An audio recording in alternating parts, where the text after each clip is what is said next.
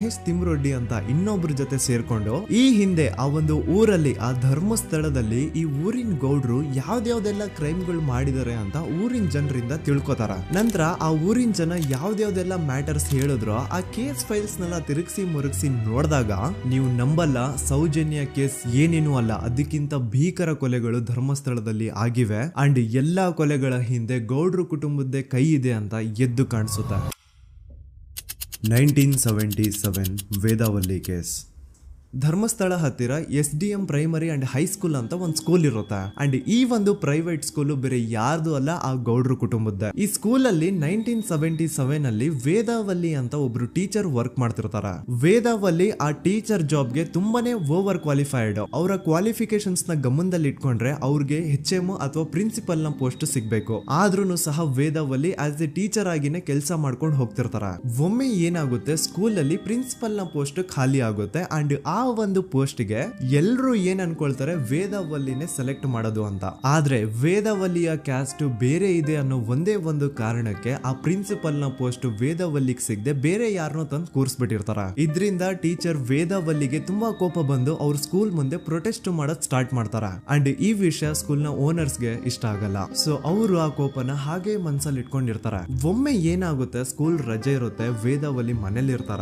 And ಅವ್ರ husband doctor ಅರಳೆ ಅವ್ರಿಗೆ ಯಾವ್ದೋ ಬೇರೆ ಊರಲ್ಲಿ ಒಂದು ಕಾಲೇಜ್ ಅಲ್ಲಿ ಸೆಮಿನಾರ್ ಏನೋ ಇರುತ್ತೆ. ಸೊ ಅವರು ಅಲ್ಲಿಗೆ ಹೋಗಿರ್ತಾರೆ. ಈಗ ಮನೇಲಿ ಇರೋದು ವೇದಾವಲ್ಲಿ ಒಂದೇ. ಇದೇ ಒಂದು ಅವಕಾಶನ ನೋಡ್ಕೊಂಡು ಯಾರೋ ವೇದಾವಲ್ಲಿ ಅವ್ರ ಮನೆಗೆ ನುಗ್ಗಿ ವೇದಾವಲ್ಲಿಗೆ ಹೊಡೆದು ನಂತರ ಅವ್ರನ್ನ ಜೀವಂತವಾಗಿ ಸುಟ್ಬಿಡ್ತಾರ. ಸ್ವಲ್ಪ ಹೊತ್ತು ನಂತರ ರಾತ್ರಿ ಆಗ್ತಿದ್ದಂಗೆ ಡಾಕ್ಟರ್ ಅರಳೆ ಅವರು ಮನೆಗೆ ವಾಪಸ್ ಬರ್ತಾರೆ. ಅಂಡ್ ಮನೆ ಒಳಗಡೆ ಬಂದ್ ನೋಡಿದ್ರೆ ವೇದಾವಲ್ಲಿ ಅವರು ಸತ್ ಹೋಗಿ ಅವರ ಬಾಡಿ ಸುಟ್ ಹೋಗಿ ನೆಲದ ಮೇಲೆ ಬಿದ್ದಿದೆ. ಹೆಂಡತಿನ ಕಳ್ಕೊಂಡಿರುವಂತಹ ದುಃಖನ ಸೈಡ್ಗೆ ಇಟ್ಟು ಡಾಕ್ಟರ್ ಅರಳೆ ಅವರು ಮೊದ್ಲು ಪೊಲೀಸ್ ಸ್ಟೇಷನ್ ಹೋಗ್ಬಿಟ್ಟು ನಮ್ ಮನೆಗೆ ನಾನು ಇಲ್ದೇ ಇರುವಂತಹ ಸಮಯನ ನೋಡ್ಕೊಂಡು ಯಾರೋ ಮನೆ ಒಳಗಡೆ ನುಗ್ಗಿ ನನ್ನ ಹೆಂಡತಿನ ಹೊಡೆದು ನಂತರ ಅವಳನ್ನ ತುಂಬಾ ಭೀಕರವಾಗಿ ಸಾಯಿಸಿದ್ದಾರೆ ಅಂತ ಪೊಲೀಸ್ ಅವ್ರಿಗೆ ರಿಪೋರ್ಟ್ ಕೊಡಕ್ ಹೋದ್ರೆ ಅಲ್ಲಿ ಪೊಲೀಸ್ ಅವರು ಉಲ್ಟಾ ಡಾಕ್ಟರ್ ಅರಳೆ ಮೇಲೆನೆ FIR ಬರ್ದು ನೀನೇ ನಿನ್ ಹೆಂಡತಿನ ಸಾಯಿಸಿದ್ಯಾ, ನಾಟಕ ಮಾಡಬೇಡ ಅಂತ ಅವ್ರನ್ನೇ ಅರೆಸ್ಟ್ ಮಾಡ್ಬಿಡ್ತಾರ. ನಂತರ 2-3 ವರ್ಷ ಜೈಲಲ್ಲೇ ಇದ್ದು ಡಾಕ್ಟರ್ ಅರಳೆ ಅವರು ತಮ್ಮ ಫ್ರೆಂಡ್ಸ್ ಅಂಡ್ ಫ್ಯಾಮಿಲಿ ಮೂಲಕ ಎವಿಡೆನ್ಸ್ ನೆಲ್ಲ ಕಲೆಕ್ಟ್ ಮಾಡಿಸಿ ತಾನ ಕೊಲೆನ ಮಾಡಿಲ್ಲ, ತಾನ್ ತನ್ನ ಹೆಂಡತಿನ ಸಾಯಿಸಿಲ್ಲ ಅಂತ ಕೋರ್ಟ್ ಅಲ್ಲಿ ಪ್ರೂವ್ ಮಾಡ್ಕೊಂಡು ಜೈಲಿಂದ ರಿಲೀಸ್ ಆಗ್ತಾರ. ಸೊ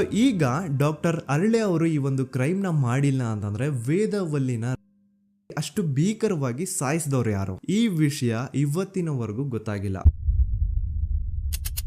1986 ಅಲ್ಲಿ ನಡೆದಂತಹ ಪದ್ಮಲತಾ ಕೇಸ್. ಪದ್ಮಲತಾ ಅವ್ರ ತಂದೆ ಕಮ್ಯುನಿಸ್ಟ್ ಪಾರ್ಟಿನ ಲೀಡರ್ ಇರ್ತಾರೆ. ಅವ್ರ ರಿಯಲ್ ನೇಮ್ ಏನು ಅಂತ ನಮಗ್ ಗೊತ್ತಾಗಿಲ್ಲ, ಬಟ್ ಈ ವಿಡಿಯೋದಲ್ಲಿ ಅವ್ರ ಹೆಸರು ಲಕ್ಷ್ಮಣ್ ಅಂತ ಅನ್ಕೊಳ್ಳಿ. ಸೊ ಕಮ್ಯುನಿಸ್ಟ್ ಪಾರ್ಟಿನ ಲೀಡರ್ ಇರುವಂತಹ ಲಕ್ಷ್ಮಣ್ ಅವ್ರಿಗೆ ಊರಲ್ಲಿ ತುಂಬಾನೇ ಸಪೋರ್ಟ್ ಇರುತ್ತೆ. ಊರಿನ ಜನರ ಫೇವ್ರೇಟ್ ಇರ್ತಾರೆ ಇವರು. ಅಂಡ್ ಅದೇ ವರ್ಷ ಅಂದ್ರೆ 1986 ಅಲ್ಲಿ ಪಂಚಾಯತ್ ಎಲೆಕ್ಷನ್ ಬೇರೆ ಇರುತ್ತೆ. ಅಂಡ್ ಎಲ್ರಿಗೂ ಗೊತ್ತಿತ್ತು ಲಕ್ಷ್ಮಣೆ ಗೆಲ್ಲೋದು ಅಂತ. ಆ ಪಂಚಾಯತ್ ಎಲೆಕ್ಷನ್ ಅಲ್ಲಿ ಲಕ್ಷ್ಮಣ್ನ ಆಪೋಸಿಟ್ ಗೌಡ್ರಿಗೆ ತುಂಬಾ ಬೇಕಾಗಿರೋರು ಒಬ್ರು ನಿಂತಿರ್ತಾರ. ಅಂಡ್ ಅವ್ರಿಗೂ ಗೊತ್ತಿತ್ತು ಎಲೆಕ್ಷನ್ ಏನಾದ್ರು ಆದ್ರೆ ಲಕ್ಷ್ಮಣ ಎಲೆಕ್ಷನ್ ಅಲ್ಲಿ ಗೆಲ್ಲೋದು ಅಂತ. ಸೊ ಎಲ್ಲಿ ಸೋತೋಗ್ಬಿಡ್ತೀವೋ ಅನ್ನೋ ಭಯಕ್ಕೆ ಆ ಗೌಡ್ರು ಕಡೆ ಅವ್ರು ಏನ್ ಮಾಡ್ತಾರೆ, ಲಕ್ಷ್ಮಣ್ನ ಅಪ್ರೋಚ್ ಮಾಡಿ ಮುಚ್ಕೊಂಡು ಈ ಪಂಚಾಯತ್ ಎಲೆಕ್ಷನ್ ಅಲ್ಲಿ ನಿನ್ ನಾಮಿನೇಷನ್ ನ ಕ್ಯಾನ್ಸಲ್ ಮಾಡು ಅಂತ ವಾರ್ನಿಂಗ್ ಕೊಡ್ತಾರ. ಆದ್ರೆ ಲಕ್ಷ್ಮಣ್ ಅವರು ಅಂಜದೆ ನೀವ್ ಏನ್ ಮಾಡ್ತಿರೋ ಮಾಡ್ಕೊಳ್ರಿ, ಆದ್ರೆ ನಾನ್ ಮಾತ್ರ ನಾಮಿನೇಷನ್ ನ ಕ್ಯಾನ್ಸಲ್ ಮಾಡಲ್ಲ ಅಂತ ಆ ಗೌಡ್ರು ಕುಟುಂಬನ ಎದುರು ಹಾಕೋತಾರ. ದೆನ್ ಎಂತ ಕೋಇನ್ಸಿಡೆನ್ಸ್ ನೋಡಿ, ನೆಕ್ಸ್ಟ್ ಡೇನೆ ಲಕ್ಷ್ಮಣ್ ಅವ್ರ ಮಗಳು ಪದ್ಮಲತಾ ಕಿಡ್ನಾಪ್ ಆಗ್ತಾಳ. ಸುಮಾರು 56 ದಿನ ಅವಳನ್ನ ಯಾರೋ ಕಿಡ್ನಾಪ್ ಮಾಡ್ತಾರೆ. ಅಂಡ್ ಆ 56 ದಿನ ಡೈಲಿ ಅವಳನ್ನ ಶೋಷಣೆ ಕೂಡ ಮಾಡ್ತಾರೆ. ನಂತರ 56 ದಿನ ಆದ್ಮೇಲೆ ಪದ್ಮಲತನ ಬಾಡಿ ನೇತ್ರಾವತಿ ನದಿಲಿ ತೇಲ್ತಾ ಸಿಗುತ್ತಾ. ಆಸ್ ಎಕ್ಸ್ಪೆಕ್ಟೆಡ್ ಈ ಕೇಸಲ್ಲೂ ಪೊಲೀಸ್ ಅವ್ರ ಕಡೆಯಿಂದ ಪ್ರಾಪರ್ ಇನ್ವೆಸ್ಟಿಗೇಷನ್ ಆಗಲ್ಲ. ಅಂಡ್ ಯಾರ್ ಪದ್ಮಲತನ ಕಿಡ್ನಾಪ್ ಮಾಡಿದ್ರು, ಯಾರು ಅವಳನ್ನ 15 ದಿನವರೆಗೂ ಶೋಷಣೆ ಮಾಡಿ ನಂತರ ಅವಳನ್ನ ಅಷ್ಟು ಭೀಕರವಾಗಿ ಸಾಯಿಸಿದ್ರು ಅಂತ ಇವತ್ತಿನ ದಿನದವರೆಗೂ ಗೊತ್ತಾಗಿಲ್ಲ. ಮತ್ತೆ ನಮಗೆ ಗೊತ್ತಾದದು 22ಕ್ಕೆ ಸ್ಕೂಲ್ ಡೇ 56 ದಿನ ಕಳೆದು ಹೊಳೆಯಲ್ಲಿ ಹೆಣ ಉಂಡು ಎಂದು ಕೇಳಿ ಪೊಲೀಸಿನರು ಬರುವಾಗ ಬಂದು ಹೇಳುವಾಗ ನಮಗೆ ಗೊತ್ತಾದ. ಅವರು ನನ್ನನ್ನು ಕರ್ಕೊಂಡು ಹೋಗಿ ಅಲ್ಲಿ ಹೋಗಿವೆ.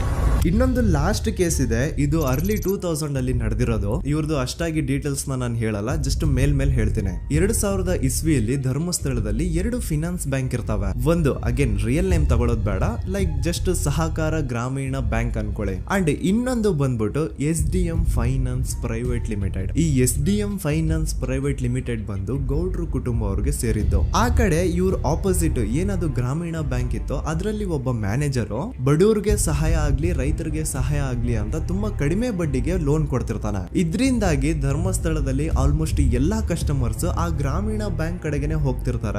SDM ಫೈನಾನ್ಸ್ ಪ್ರೈವೇಟ್ ಲಿಮಿಟೆಡ್ ಕಡೆಗೆ ಯಾರು ಬರ್ತಿರಲ್ಲ. ಇದ್ರಿಂದ ಗೌಡ್ರಿಗೆ ಲಾಸ್ ಆಗ್ತಿರುತ್ತ. ಸೊ ಅವ್ರೇನ್ ಮಾಡ್ತಾರೆ, ಆ ಗ್ರಾಮೀಣ ಬ್ಯಾಂಕ್ ನ ಮ್ಯಾನೇಜರ್ ಏನಿದ್ನೋ ಅವನ್ಗೆ ಒಂದು ಸ್ವೀಟ್ ವಾರ್ನಿಂಗ್ ಕೊಡ್ತಾರ. ಮುಚ್ಕೊಂಡು ಇನ್ಮೇಲೆ ಇಂದ ನಿನ್ ಲೋನ್ಸ್ ಕೊಡೋದನ್ನ ನಿಲ್ಸ್ಬಿಡು. ಇನ್ ಕೇಸ್ ಲೋನ್ ಕೊಟ್ರು ನಾವ್ ಯಾವ ಇಂಟ್ರೆಸ್ಟ್ ರೇಟ್ ಗೆ ಲೋನ್ ನ ಕೊಡ್ತಾ ಇದೀವೋ ಅದೇ ರೇಟ್ ಗೆ ನೀನು ಕೊಡುವ ಅಂತ ಫೋರ್ಸ್ ಮಾಡ್ತಾರ. ಆದ್ರೆ ಆ ಗ್ರಾಮೀಣ ಬ್ಯಾಂಕ್ ನ ಮ್ಯಾನೇಜರ್ ಇದ್ಯಾವುದನ್ನು ಕಿವಿಗೆ ಹಾಕೊಳ್ಳಾರ್ದೆ ಅವನ್ ಕೆಲಸ ಅವ್ನ್ ಮಾಡ್ಕೊಂಡು ಹೋಗ್ತಾನ. ದೆನ್ ಸಡನ್ಲಿ ಒಂದು ದಿನ ಬ್ಯಾಂಕ್ ಮ್ಯಾನೇಜರ್ ನ ಹೆಂಡತಿನ ಮನೆ ಒಳಗಡೆನೆ ನುಗ್ಗಿ ಯಾರು ಮಾಡಿ ತುಂಬಾ ಭೀಕರವಾಗಿ ಸಾಯಿಸ್ಬಿಡ್ತಾರ. ಇದರ ರಿಗಾರ್ಡಿಂಗ್ ಆ ಬ್ಯಾಂಕ್ ಮ್ಯಾನೇಜರ್ ಪೊಲೀಸ್ ಸ್ಟೇಷನ್ ಅಲ್ಲಿ ಕಂಪ್ಲೇಂಟ್ ಕೊಡಕ್ ಹೋದ್ರೆ ಪೊಲೀಸ್ ಅವರು ಉಲ್ಟಾ ಆ ಬ್ಯಾಂಕ್ ಮ್ಯಾನೇಜರ್ ಹೆಸರಲ್ಲೇ FIR ಬರ್ದು ನೀನೇ ನಿನ್ ಹೆಂಡತಿನ ಸಾಯಿಸಿದ್ಯಾ ಅಂತ ಅವನ್ನೇ ಅರೆಸ್ಟ್ ಮಾಡ್ಬಿಡ್ತಾರ. ನಂತರ 1-2-3 ವರ್ಷ ಆ ಬ್ಯಾಂಕ್ ಮ್ಯಾನೇಜರ್ ಜೈಲಲ್ಲಿ ಇರ್ತಾನೆ. ಅದಾದ್ಮೇಲೆ ಅವನ ಕ್ರೈಮ್ ನ ಮಾಡಿಲ್ಲ ಅಂತ ಕೋರ್ಟ್ ಅಲ್ಲಿ ಪ್ರೂವ್ ಆಗುತ್ತೆ. ಆದ್ರೆ ರಿಯಲ್ ಕ್ರೈಮ್ ಮಾಡಿದವರು ಯಾರು ಅಂತ still it's A question mark. And ಇನ್ನೊಂದು ನಾರಾಯಣ ಅಂಡ್ ಯಮುನಾ ಕೇಸ್ ಬಗ್ಗೆ ಅಂತೂ ನಾನು ಆಗ್ಲೇ ನಿಮ್ಗೆ ಎಕ್ಸ್ಪ್ಲೇನ್ ಮಾಡಿದೆ. ಸೊ ಎಂತಹ ಕೋ ಇನ್ಸಿಡೆಂಟ್ಸ್ ಗಳು ನೋಡಿ, ಯಾರೆಲ್ಲ ಆ ಧರ್ಮಸ್ಥಳದಲ್ಲಿ ಗೌಡ್ರು ಕುಟುಂಬನ ಎದುರಾಕೊಂಡಿದಾರೋ ಅವ್ರ ಜೀವನದಲ್ಲಿ ಏನೋ ಒಂದು ತುಂಬಾ ದೊಡ್ಡ ದುರಂತ ನಡೆದು ಹೋಗುತ್ತಾ. ಅಂಡ್ ಸರ್ಪ್ರೈಸಿಂಗ್ಲಿ ಅವ್ರ ಕೇಸಲ್ಲಿ ಪೊಲೀಸ್ ಅವ್ರ ಕಡೆಯಿಂದ ಪ್ರಾಪರ್ ಇನ್ವೆಸ್ಟಿಗೇಷನ್ ಆಗಲ್ಲ. ಅಂಡ್ ಯಾರ ಆ ಕ್ರೈಮ್ ನ ಮಾಡಿದ್ರು ಅಂತ ಯಾವತ್ತೂ ಹೊರಗೆ ಬರೋದೇ ಇಲ್ಲ. ಸೊ ಈ ಗೌಡ್ರು ಕುಟುಂಬದವರು ಧರ್ಮಸ್ಥಳದಲ್ಲಿ ಬೇಜನ್ ಕರ್ಮಕಾಂಡಗಳನ್ನ ಮಾಡಿದ್ದಾರೆ. ಅಂಡ್ ಅವ್ರ ಪವರ್ ಅಂಡ್ ಅವ್ರಿಗಿರುವಂತಹ ಇನ್ಫ್ಲೂಯೆನ್ಸ್ ಇಂದ ಆ ಎಲ್ಲಾ ಕೇಸ್ ನ ಮುಚ್ಚಾಕಿದ್ದಾರೆ ಅಂತ ಮಹೇಶ್ ಹಾಗೂ ಗಿರೀಶ್ ಮುಟ್ಟಣ್ಣನವರ ಹೇಳಿಕೆ ಆಗಿದೆ. ಸೊ ಗೌಡ್ರು ಫ್ಯಾಮಿಲಿನ ಟ್ರ್ಯಾಕ್ ರೆಕಾರ್ಡ್ ನೋಡಿದ್ರೆ ಧರ್ಮಸ್ಥಳದಲ್ಲಿ ಒಂದು ಹುಡುಗಿನ ರೇಪ್ ಅಂಡ್ ಮರ್ಡರ್ ಮಾಡಿ ದೆನ್ ಪೊಲೀಸ್ ಅವ್ರಿಗೆ ಲಂಚ ಕೊಟ್ಟು ಇನ್ವೆಸ್ಟಿಗೇಷನ್ ನ ಮಿಸ್ಲೀಡ್ ಮಾಡೋಷ್ಟು ಪವರ್ ಇನ್ಫ್ಲೂಯೆನ್ಸ್ ಈ ಗೌಡ್ರು ಕುಟುಂಬಕ್ಕೆ ಮಾತ್ರ ಇರೋದು. ಈಗ ಸಂತೋಷ್ ರಾವ್ ಅಂತೂ ಸೌಜನ್ಯ ಕೇಸಲ್ಲಿ ಆರೋಪಿ ಅಲ್ಲ ಅಂತ ಪ್ರೂವ್ ಆಯ್ತು. ಹಾಗಿದ್ರೆ ರಿಯಲ್ ಆರೋಪಿ ಯಾರು? ನೆನಪು ಮಾಡ್ಕೊಳ್ಳಿ, 11 ಅಕ್ಟೋಬರ್ 2012 ಸಂಜೆ 5 ಗಂಟೆ ಹಾಗೆ ಬಾಹುಬಲಿ ಬೆಟ್ಟದಲ್ಲಿ ಸಂತೋಷ್ ರಾವ್ ತನ್ನ ಪಾಡಿಗೆ ತಾನು ಸೀನರೀಸ್ ನ ಎಂಜಾಯ್ ಮಾಡ್ಕೊಂಡು ಸುಮ್ಮನೆ ಕೂತಿರ್ಬೇಕಾದ್ರೆ ಅವನ ಹತ್ರ 5 ಜನ ಕಿಡಿಗೇಡಿಗಳು ಬಂದು ಜಗಳ ತೆಗಿತಾರ. ಆ 5 ಜನ ಕಿಡಿಗೇಡಿಗಳು ಯಾರು ಅಂತ ನಾನು ಇಲ್ಲಿವರೆಗೂ ನಿಮ್ಗೆ ಹೇಳಿಲ್ಲ. ಸೊ ಅವರು ಬೇರೆ ಯಾರು ಅಲ್ಲ, ಚಿಕ್ಕ ಗೌಡ್ರು ಮಗ ನಿಶಾಂತ್ ಜೈನ್ ನ ವೆರಿ ಕ್ಲೋಸ್ ಫ್ರೆಂಡ್ಸ್. ಅವ್ರು ದಣಿ ಮಾಡಿರುವಂತಹ ಕ್ರೈಮ್ ಅಲ್ಲಿ ಬೇರೆ ಯಾರನ್ನಾದ್ರೂ ಸಿಗಿಸ್ಬೇಕಲ್ಲ ಅಂತ ಇವ್ರು ಬಕ್ರ ಹುಡುಕ್ತಾ ಇರ್ಬೇಕಾದ್ರೆ ಆಗ ಇವ್ರಿಗೆ ಸಿಗೋದೆ ಸಂತೋಷ್ ರಾವ್. ಅಗೇನ್ ಇನ್ನೊಂದು ಎಂತ ಕೋಇನ್ಸಿಡೆನ್ಸ್ ನೋಡಿ, ಸಂತೋಷ್ ರಾವ್ ಸೌಜನ್ಯ ಕೇಸಲ್ಲಿ ಅರೆಸ್ಟ್ ಆದ ನಂತರ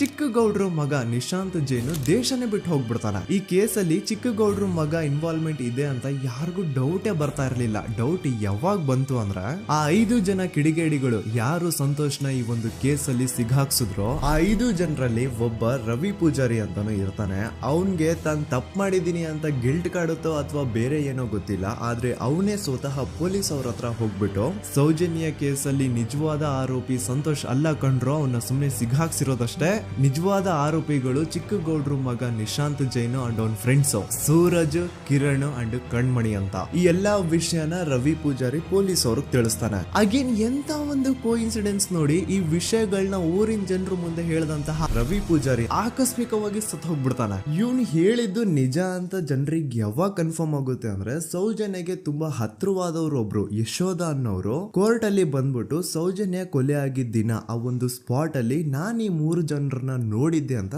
ಸಾಕ್ಷಿ ಹೇಳ್ತಾರ. ಈಗ ಎಲ್ಲಾ ಡಾಟ್ಸ್ ನ ಕನೆಕ್ಟ್ ಮಾಡ್ತಾ ಹೋದ್ರೆ ಸೌಜನ್ಯ ಕೇಸ್ ಒಂದೇ ಅಲ್ಲ, ನಾರಾಯಣ ಹಾಗೂ ಯಮುನಾ ಕೇಸಲ್ಲೂ, ವೇದವಲ್ಲಿ ಕೇಸಲ್ಲೂ, ಆ ಬ್ಯಾಂಕ್ ಮ್ಯಾನೇಜರ್ ನ ಕೇಸಲ್ಲೂ ಹಾಗೂ ಪದ್ಮಲತಾ ಕೇಸಲ್ಲೂ ಸೀದಾ ಡೈರೆಕ್ಟ್ ಡೌಟ್ ಬರೋದೆ ಊರಿನ ಗೌಡ್ರ ಮೇಲೆ. I really want to appreciate Kudla rampage YouTube channel, third eye YouTube channel, Girish ಮುಟ್ಟಣ್ಣನವರು ಸರ್ ಹಾಗೂ ಮಹೇಶ್ ಅವರು ಅಂಡ್ ಆಲ್ ಅದರ್ಸ್. ಇವರ ಕಾನ್ಸ್ಟೆಂಟ್ ಎಫರ್ಟ್ಸ್ ಇಂದಾನೆ ಸತ್ಯ ಏನಂತ 1 by 1 ಹೊರಗೆ ಬರ್ತಿದೆ and they are trying their level best to catch real criminals. At present Sowjanya case ಬಗ್ಗೆ ಅಪ್ಡೇಟ್ ಏನು ಅಂತಂದ್ರೆ ಹೈಕೋರ್ಟ್ ವರೆಗೂ ಈ ಒಂದು ಕೇಸ್ ಹೋಗಿದೆ ಅಂಡ್ ಈ ಕೇಸಲ್ಲಿ ಈಗ ಇನ್ನೊಮ್ಮೆ ಮತ್ತೆ ಫ್ರೆಶ್ ಆಗಿ ರೀಇನ್ವೆಸ್ಟಿಗೇಷನ್ ಸ್ಟಾರ್ಟ್ ಆಗಬೇಕು ಅಂತ ಹೋರಾಟ ನಡೀತಿದೆ.